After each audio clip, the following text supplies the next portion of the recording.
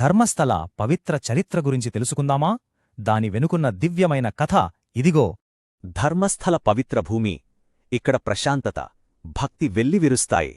న్యాయం, ధర్మం, దానం అనే వెలుగు ఇక్కడ నిరంతరం ప్రకాశిస్తూనే ఉంటుంది.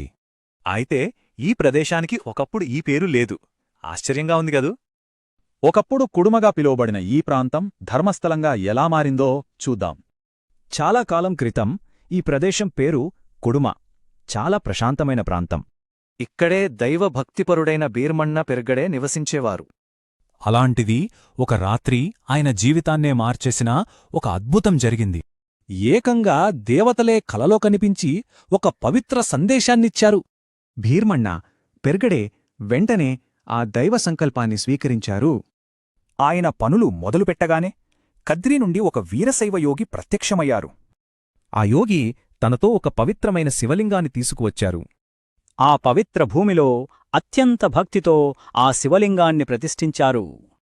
ఆ శివలింగమే ఈనాడు మనం పూజించే శ్రీ మంజునాథస్వామి. ఆ రోజు నుండి ఒక గొప్ప వారసత్వం మొదలైంది. అన్నదానం, సత్యం, న్యాయం ఈ మూడే ధర్మస్థలానికి మూల స్తంభాలయ్యాయి. ఇక్కడికి ఎవరో వచ్చినా సరే భేదం చూడరు. అన్నం, న్యాయం రెండూ దొరుకుతాయి. అందుకే అంటారు, ధర్మస్థలం కేవలం గుడి కాదు, అది ధర్మానికే ఒక సజీవ రూపమని. ఇక్కడ ధర్మాన్ని మాటల్లో చెప్పరు, చేతల్లో చూపిస్తారు. మరి ఇప్పటి కాలంలో ధర్మానికి లాంటి సజీవ రూపం ఉండడం ఎంత అవసరం?